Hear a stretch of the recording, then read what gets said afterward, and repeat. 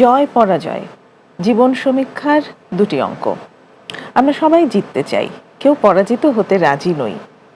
কিন্তু কিসের আকর্ষণে আসলে আমরা জিততে চাই? কেন জিতলেই আমরা খুশি হই, হারলেই আমরা ভীষণ অখুশি, ভীষণ বেজার, মন খারাপ?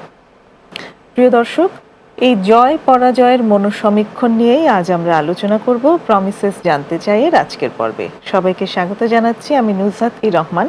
আর এই বিষয়টি নিয়ে কথা বলবার জন্য আমাদের সাথে স্টুডিওতে উপস্থিত আছেন ইনোভেশন ফর ওয়েলবিং ফাউন্ডেশনের প্রতিষ্ঠাতা ও নির্বাহী পরিচালক মনিরা রহমান। আপা, আপনাকে স্বাগতম। থ্যাংক ইউ আপা, আমাকে ডাকার জন্য। আর এরকম একটা বিষয়কে আপনি নির্বাচন করেছেন সেই জন্য।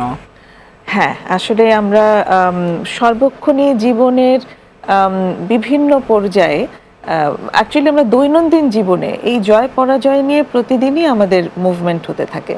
সব জায়গায় আমরা জিততে চাই, জয়ী হতে চাই। সেটা দৈনন্দিন জীবনের যে কোনো কর্মকাণ্ড থেকে হোক, আমাদের শিক্ষা সংক্রান্ত বিষয় হোক, পেশাগত বিষয় হোক, খেলাধুলায় হোক, সংস্কৃতি চর্চায় হোক, কিংবা রাজনীতিতে হোক, সকল ক্ষেত্রে আমরা আসলে জিততে চাই।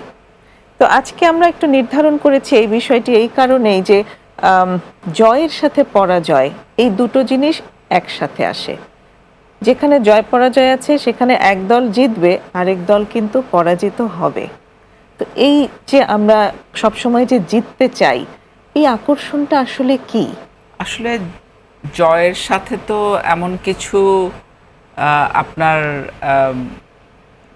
দুই ধরনের বিষয় থাকে। একটা হলো যে একটা রিকগনিশন, অর্থাৎ একটা সামাজিকভাবে, পারিবারিকভাবে আপনার নিজের কাছে, বন্ধু মহলে, সব জায়গায় কিন্তু সেটাকে যেভাবে উদযাপন করা হয়, পরাজয়কে তো সেভাবে উদযাপন করা হয় না। সেইভাবে ব্যক্তির যে তার যে আমরা যদি বলি যে পারফরমেন্স, সেটার সাথে কিন্তু জয়টাকেই আমরা দেখি, সংশ্লিষ্ট করি।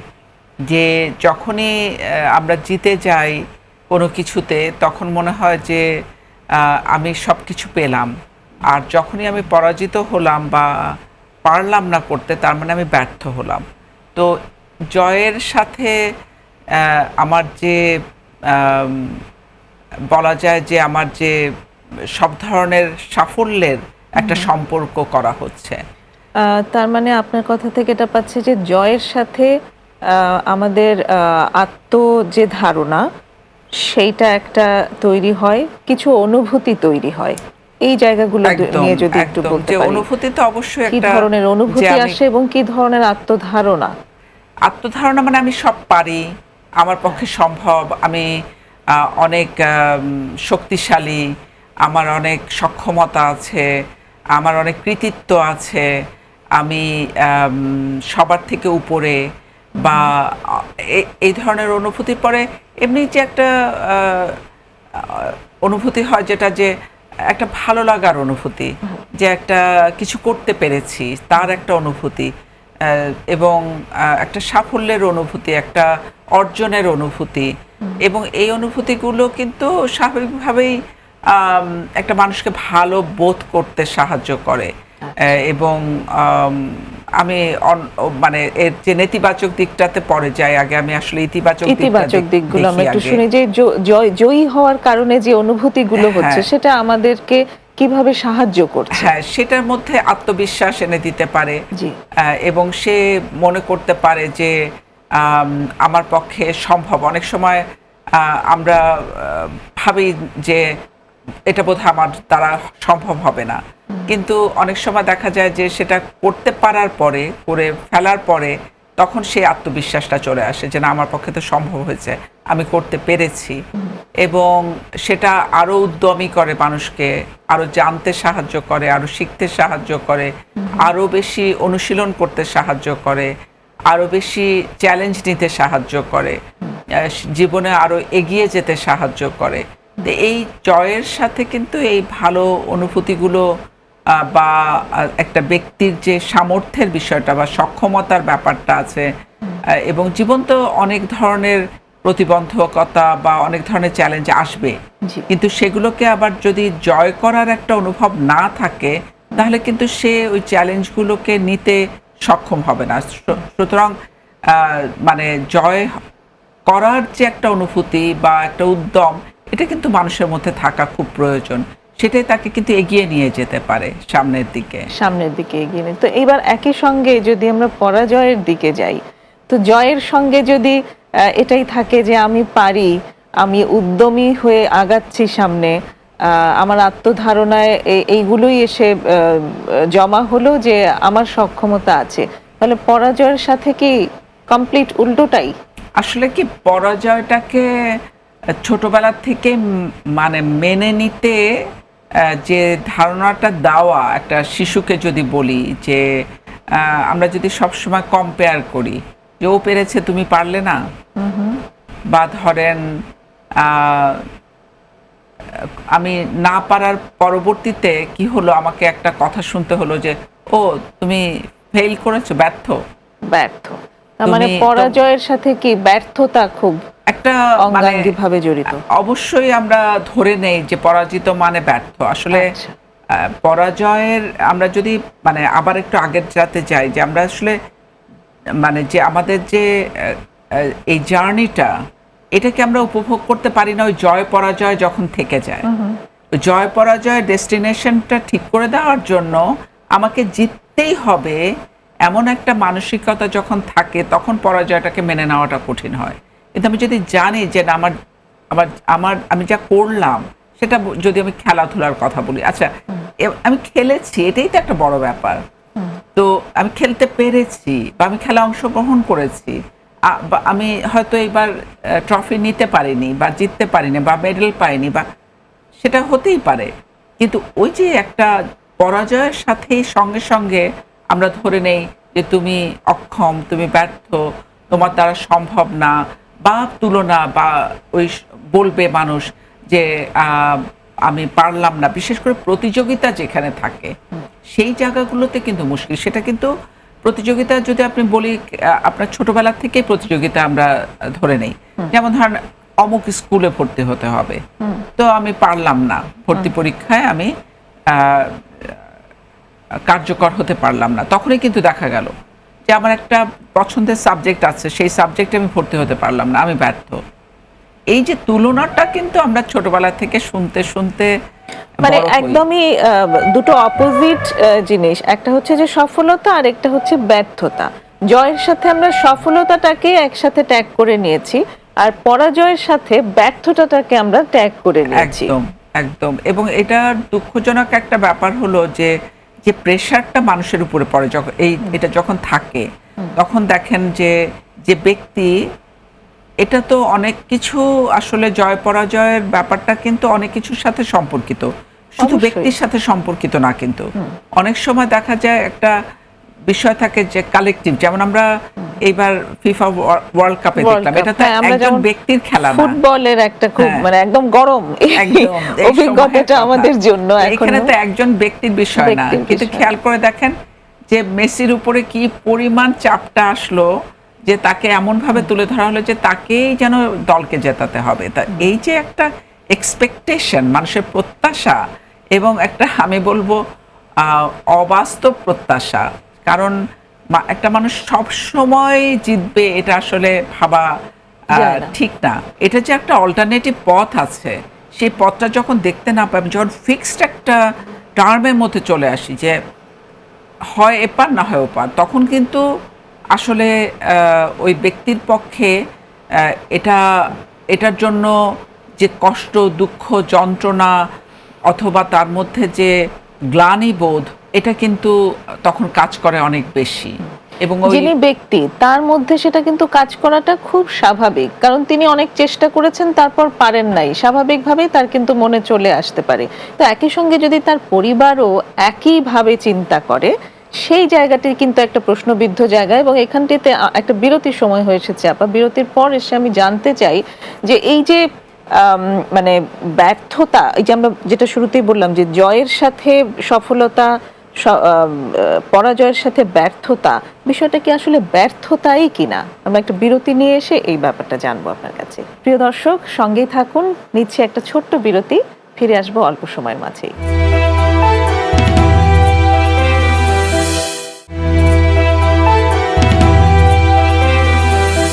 ফিরে এসেছি প্রমিসেস জানতে চাইয়ে জয় পরাজয়ের মনোসমীক্ষণ নিয়ে আলাপ হচ্ছে মনিরা রহমানের সাথে। আপা ঠিক যেখানে ছেড়েছিলাম যে জয়ের মানে হচ্ছে সফলতা এবং পরাজয়ের মানে হচ্ছে ব্যর্থতা, এই যে এইভাবে আমরা শৈশব থেকে জেনে এসেছি, ব্যাপারটা কি আসলেই এরকম? আসলে তো মানে আমি বলবো যে পুরো জিনিসটা একটা অভিজ্ঞতা। আচ্ছা, জয়েরও একটা অভিজ্ঞতা, ব্যর্থতারও একটা, পরাজয়েরও একটা অভিজ্ঞতা। তো এটাকে যদি এইভাবে নেই আমরা, তখন কিন্তু বিষয়টা আর এত কঠিন থাকে না। যে পরাজিত হয়েছি আমি, কিন্তু পরাজয়ের কারণে আমি কি অভিজ্ঞতা নিলাম এখান থেকে, কি শিখলাম, কেন, কোন কোন বিষয়গুলো আসলে আমাকে যে আমার লক্ষ্য অর্জনে আমি সমর্থ হইনি, সেগুলো যদি বের করতে পারি আমরা খুঁজে, এবং সেগুলো নিয়ে যদি আবার অনুশীলন করতে পারি, এবং পরবর্তীতে আবার যদি সেগুলোকে আমরা আরও ভালোভাবে করার চেষ্টা করি, তখন কিন্তু পরাজয়ের ব্যাপারটা ব্যর্থতা থাকে না। যে এটা একটা, আমরা সবসময়ই বলি যে আসলে জীবনের সেটা শুরু থেকে শেষ পর্যন্ত আমাদের নানা পরীক্ষা আমাদেরকে দিতে হয়। এক্স্যাক্টলি। এবং আজ যিনি কোনো বিষয়ে জয়ী হয়েছেন, তিনি যে পরবর্তীকালে আর কোনো জায়গায় পরাজয় বরণ করবেন না, তেমনটা কিন্তু কোথাও লেখা নেই। কখনোই বলতে পারি না আমরা। এবং আমাদের জীবন দিয়ে যদি আমরা দেখি যে কত ধরনের ব্যর্থতা বা পরাজয় আমাদেরকে সম্মুখীন হতে হয়েছে, এবং সেগুলো থেকে আমি মনে করি যে আমার জীবনে আমি অনেক কিছু শিখেছি, এবং সেগুলো আমি যদি পজিটিভভাবে নেই, তখন কিন্তু আমি জানি যে আমার কোন জায়গাটায় আসলে আরও বেশি মনোযোগ দিতে হবে, আরও বেশি কাজ করতে হবে, আরও বেশি অনুশীলন করতে হবে। যেমন ধরেন কেউ যদি পাবলিক স্পিকিংয়ের ব্যাপার থাকে, তো সেখানেও তো তার একটা কনফিডেন্সের ব্যাপার আছে। তো সেই কনফিডেন্সটা অর্জন করার জন্য চর্চার ব্যাপার আছে। তো আমি যদি মনে করি হ্যাঁ একবার পারিনি আমি, তো তারপরে কি যে এত বড় একটা স্ট্রেস পড়ছে আমার এই চিন্তাটা থেকে যে আমি এটা মেনে নিতে পারছি না যখন, যে পরাজয়টাকে, এবং এটার থেকে আমার কি হচ্ছে, যখনই আমি স্ট্রেসে থাকছি তখন কিন্তু আমি আসলে যখন শিখতেও চাচ্ছি, তখন স্ট্রেসের কারণে কিন্তু আমি আর সঠিকভাবে শিখতে পারছি না। কারণ আমার ব্রেনটা বারবার বলছে তুমি ব্যর্থ, তুমি ব্যর্থ, তুমি ব্যর্থ, তুমি পারছো না, তোমার পক্ষে সম্ভব না। তখন কিন্তু ব্রেন তাকে ওই মেসেজটাই তাকে দিচ্ছে। কিন্তু আমি যদি বলি যে না আমি চেষ্টা করছি, অনেক হাই হয়ে যাচ্ছে, অনেক হাই হয়ে যাচ্ছে স্ট্রেস লেভেল, তার কনফিডেন্স অনেক কমে যাচ্ছে, তার পারফরমেন্স খারাপ হয়ে যাচ্ছে, তার যে চেষ্টাটা সেটাও কমে যাচ্ছে।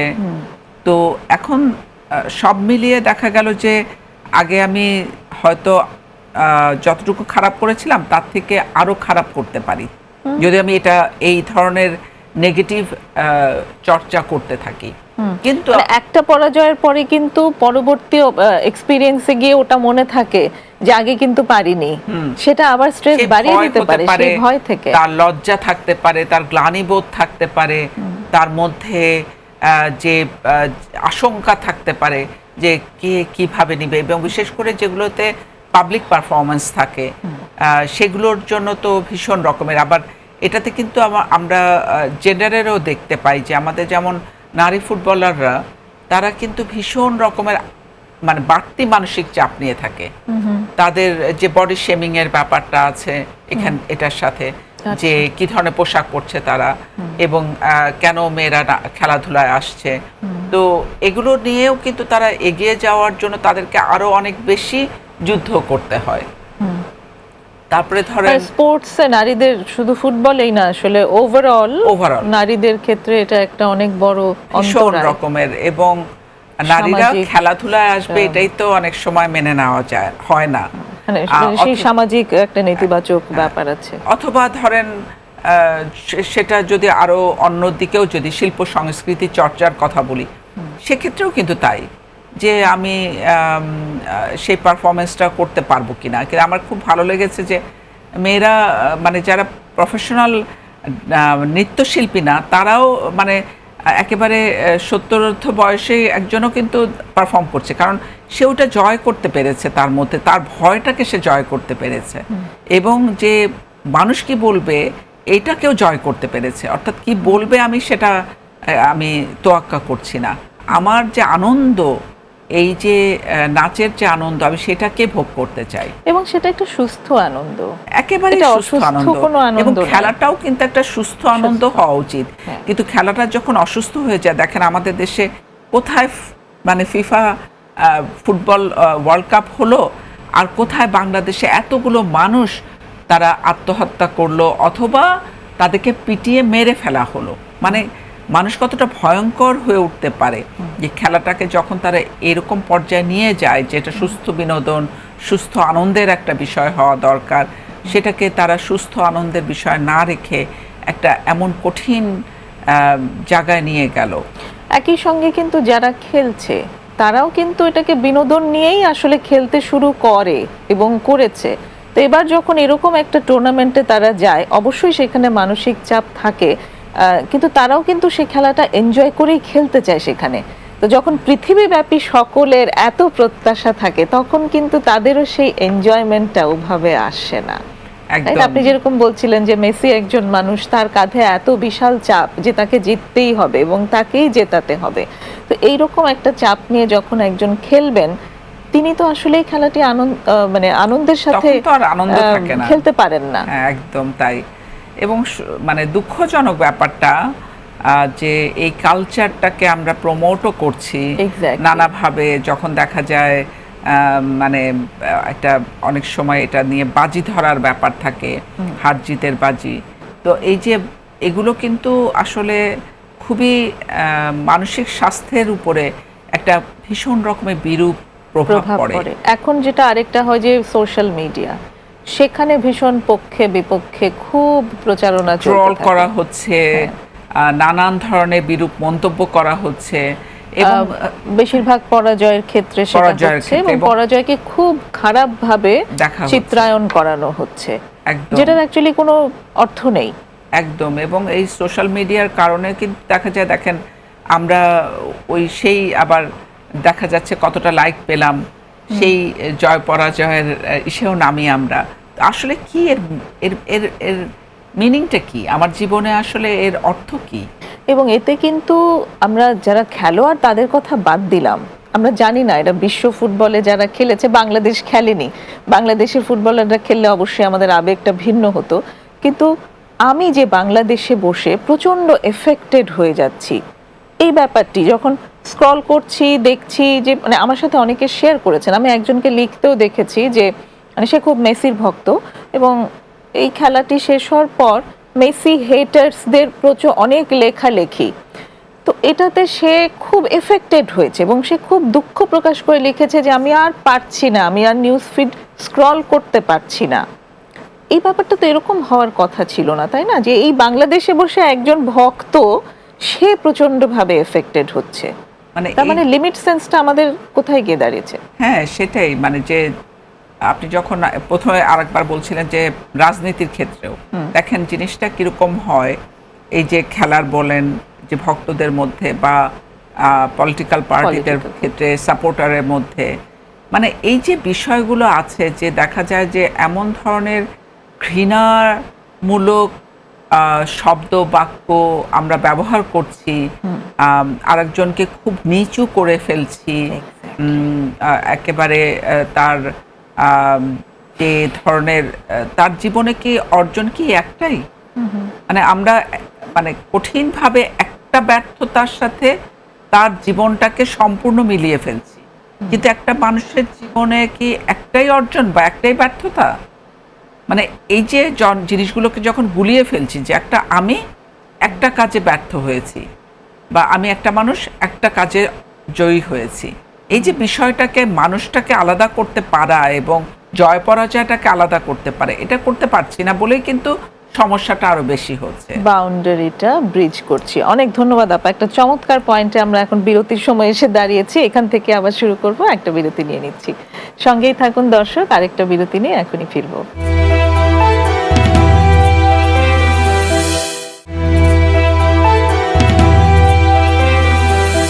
আবারও ফিরে এসেছি প্রমিসেস জানতে চাইয়ে। আজ কথা হচ্ছে মনিরা রহমানের সাথে জয় পরাজয়ের মনোসমীক্ষণ এই বিষয়ের উপর। আপা খুব চমৎকারভাবে যে জায়গাটা আপনি পিন পয়েন্ট করেছেন যে একজন মানুষ তার সাথে যখন আমরা তার মানে জয়ের অভিজ্ঞতাটি বা পরাজয়ের অভিজ্ঞতাটি যখন মিলিয়ে ফেলছি, ওই মানুষটির পরিচিতি আসলে শুধুমাত্র ওই জয়টি, ওই স্পেসিফিক জয়টির সাথে নয়, বা ওই স্পেসিফিক পরাজয়টির সাথে নয়। এই জায়গাটি যখন আমরা গুলিয়ে ফেলছি, তখনই আসলে আমাদের মূল সমস্যাটি তৈরি হয়। এই জায়গাটা আরেকটু যদি বিস্তারিত বলেন। মানে যেটা বলছিলাম যে ধরেন আমাদের কাজ, আর আমরা একটা মানুষ, মানে আমাদের অনেক কাজ আছে, অনেক ধরনের সক্ষমতা আছে, অনেক ধরনের দক্ষতা আছে, বা অনেক লিমিটেশন আছে। জি, আমার সবকিছু আমি যে পারি তা না, একটা মানুষ সবকিছু করতে পারার কথা না, সব বিষয়েও কিন্তু সে সমান পারদর্শী হওয়ার কথা না। তো এই যখন আমি একটা মানুষকে তার কাজের সাথে বা তার পারফরমেন্সের সাথে এক করে ফেলি, সেটা আপনি শিক্ষাক্ষেত্রে বলেন, কর্মক্ষেত্রে বলেন, আপনার খেলাধুলার ক্ষেত্রে বলেন, সকল ক্ষেত্রে আমি বলবো যে তখন কিন্তু দেখা যায় যে ওই যে আমরা যেটা বলি না, হয় এটা নয় ওটা, মানে এই যে সাদা কালো এরকম না, জীবনটা ব্ল্যাক অ্যান্ড হোয়াইট না, এখানে অনেক কালার আছে। তো জীবনের অনেক কালারকে আমি আর তখন দেখতে পাচ্ছি না, হয় সাদা দেখছি নয় কালো দেখছি।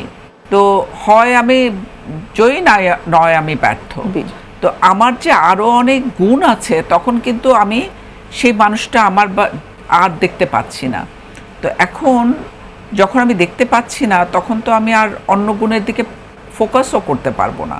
তো এই মেন্টাল হেলথে আমরা বলি যে খুব গুরুত্বপূর্ণ একটা ব্যাপার হলো যে মানুষ যেন তার মানে দৃষ্টিভঙ্গিটা যদি ওপেন রাখে এবং অপশনগুলো যদি ওপেন রাখে, এবং সে যদি দেখতে পায় না জীবনকে আসলে উদযাপন করার, আমি শুধু যাপন করার বলি না, জীবনকে উদযাপন করার কত রকম ওয়ে আছে, পথ আছে। আমরা শুধু জয়কে উদযাপন করছি, কিন্তু জীবনকে উদযাপন করার আছে আসলে একদম না। জীবনকে যে উদযাপনের ব্যাপারটা যখন আসবে, তখন কিন্তু ছোট ছোট বিষয়গুলোতেও আমি আনন্দ খুঁজে নিতে পারবো।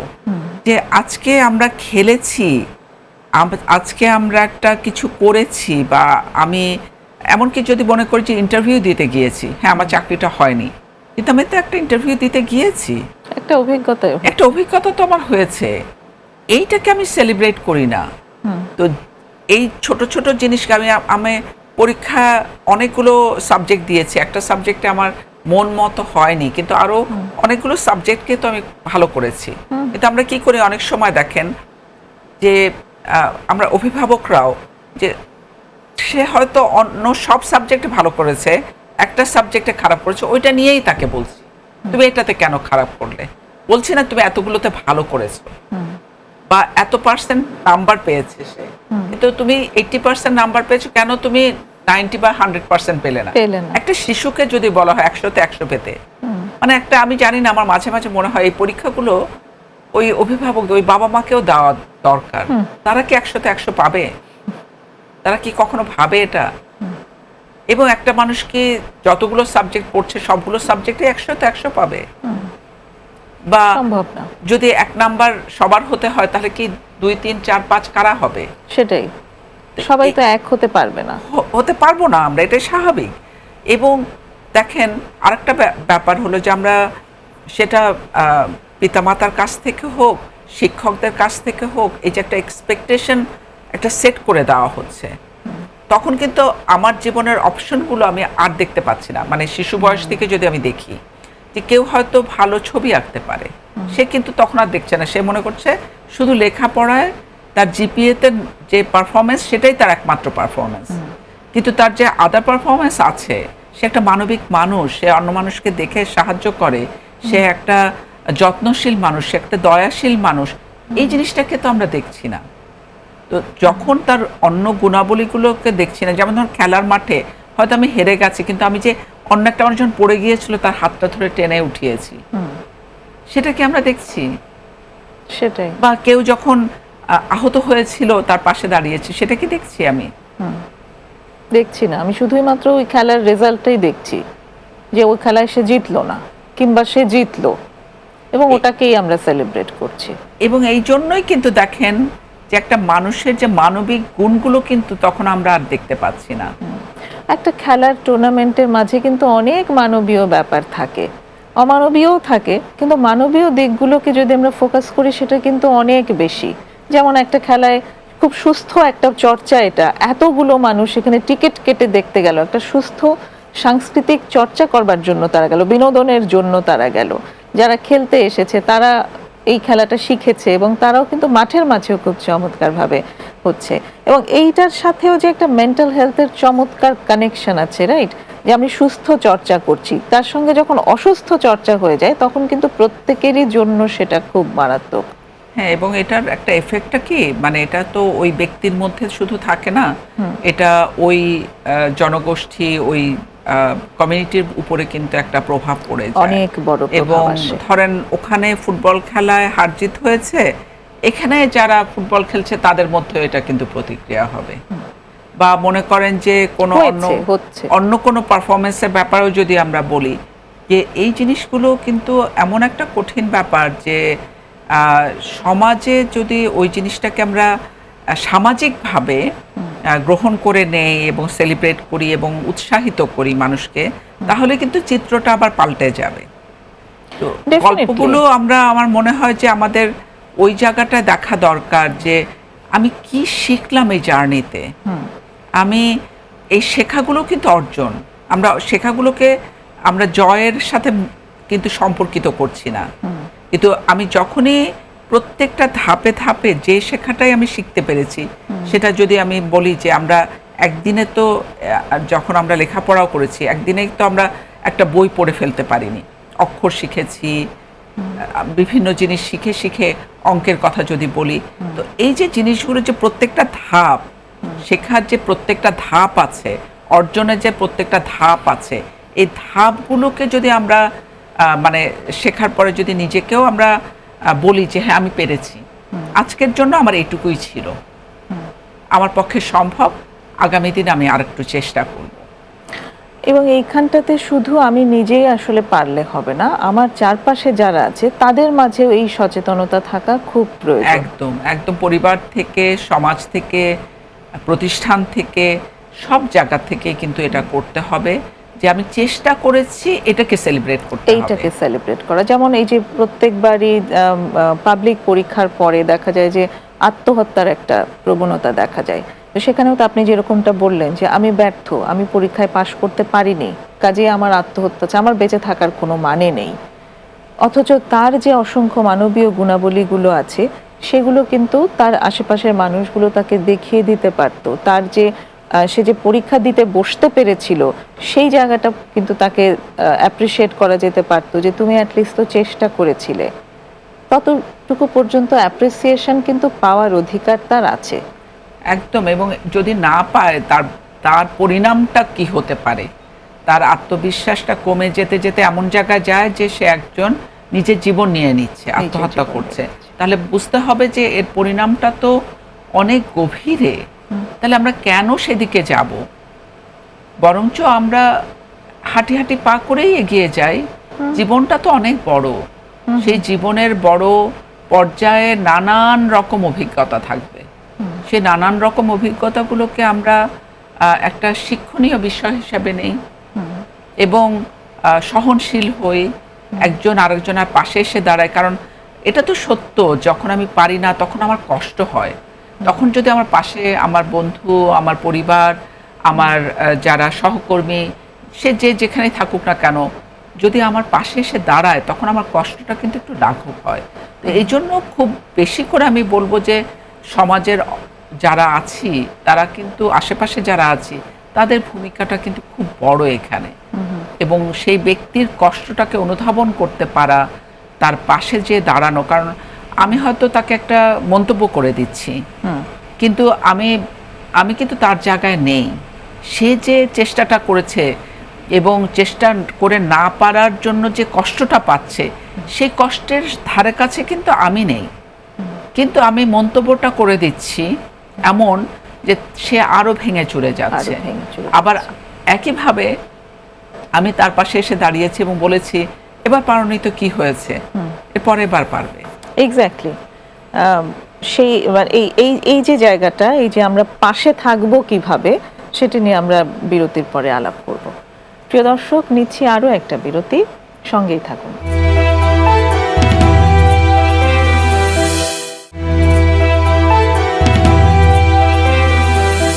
আপনারা দেখছেন প্রমিসেস জানতে চাই। ছোট্ট বিরতি নিয়ে ফিরে এসেছি। আবারও কথা হচ্ছে মনিরা রহমানের সাথে জয় পরাজয়ের মনোসমীক্ষণ এই বিষয়ের উপর। জয় হবে, পরাজয় হবে, কিন্তু যিনি সেটার ভেতর দিয়ে গেছেন তার তো প্রচন্ড কষ্ট হবেই। এবার তার চারপাশে যারা আছে তারা যেন খুব জাজমেন্টাল মন্তব্য না করে বরং তার পাশে থাকার চেষ্টা করা যেতে পারে। এই পাশে থাকাটা আসলে কিভাবে করা যায়? এটা খুব সহজ একটা ব্যাপার, যে শুধুমাত্র উপস্থিতি দিয়েও কিন্তু অনেক সময় বোঝানো যায়। আচ্ছা, এখানে অনেক সময় কিছু না বলেও অনেক কিছু বোঝানো যায়। আমি তোমার পাশে আছি, আমি তোমাকে বুঝতে পারছি। আর আমি যদি বলি তাহলে সেখানে এমন কথাগুলো বলবো যেগুলো যেন তাকে আসলে তার মনের কষ্ট কোনোভাবে বাড়িয়ে না দেয়। যেমন তুমি অনেক ভালো করেছো, তুমি অনেক ভালো চেষ্টা করেছো, তুমি যে অংশগ্রহণ করেছো তাতেই আমি অনেক খুশি। তুমি যে চেষ্টা করছিলে সেটা দেখতে পেয়ে আমার খুব ভালো লেগেছে।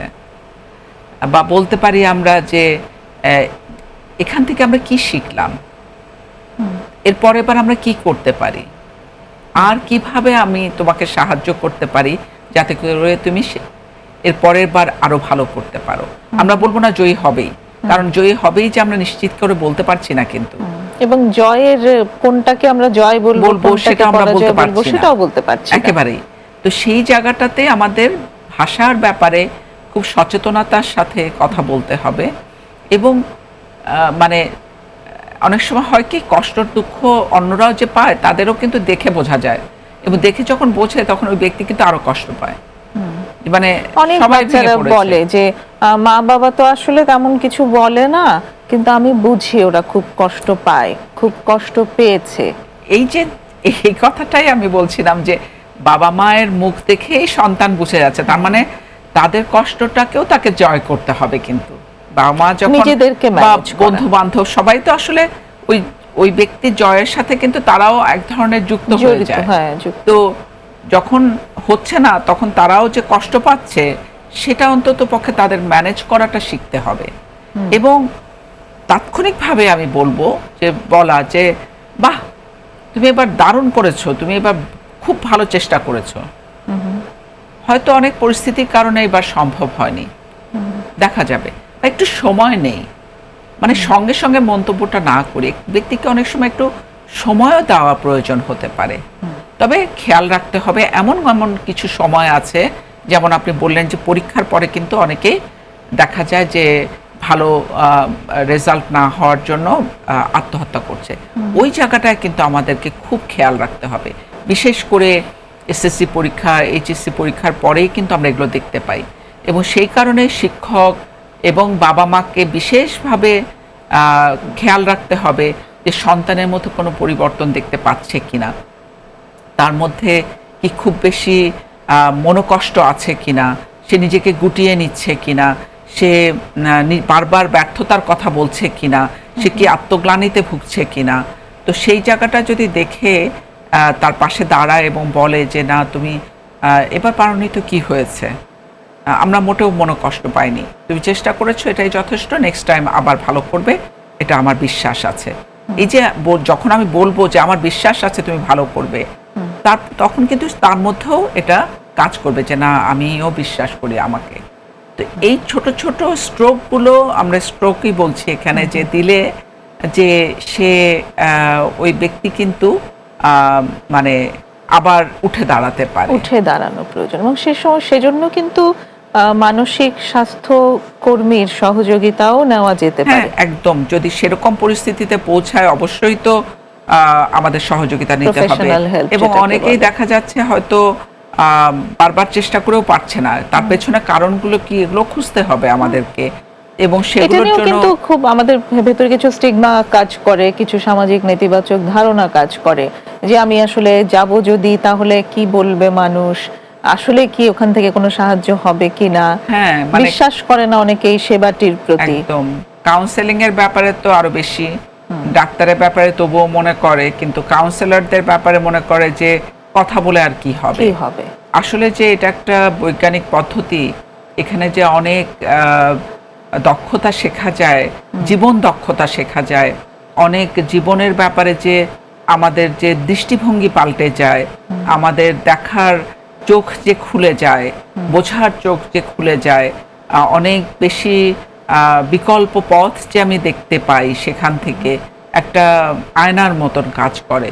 তো সেগুলো যখন আমি কাউন্সেলিংয়ে যাই, তখন কিন্তু আমি আসলে একজন মনোবিজ্ঞানীর সাথে কথা বলছি, যিনি প্রশিক্ষিত, যিনি এই বিষয়ে জানেন।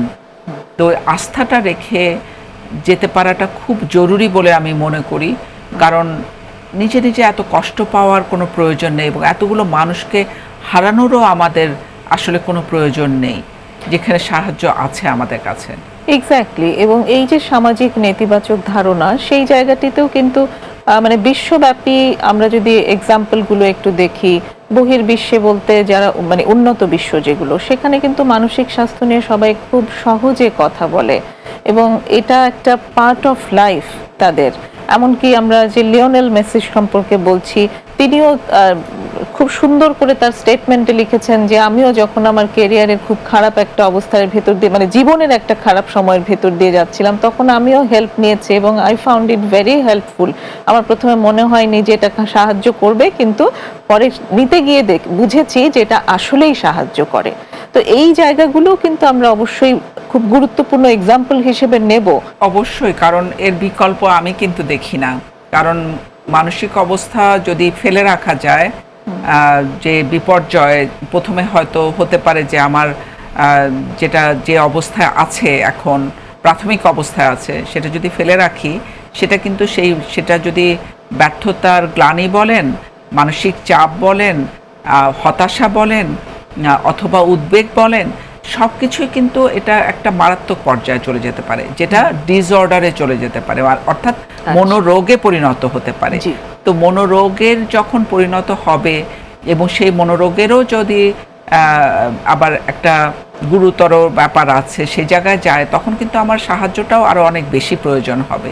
তো এই জন্য আমি সবসময় বলবো যে যত তাড়াতাড়ি আমরা বুঝতে পারবো আমার পরিস্থিতিটা কেমন, আমার সাহায্যের প্রয়োজনীয়তাটা বুঝতে পারবো, অনুধাবন করতে পারবো এবং সাহায্য নেব, এবং সঠিক সাহায্য নেব, সঠিক সময় নেব, তত তাড়াতাড়ি কিন্তু আমি আরো বেশি আত্মমর্যাদার সাথে, আত্মবিশ্বাসের সাথে, আত্মসম্মানের সাথে নিজেকে সামনে এগিয়ে নিয়ে যেতে পারবো।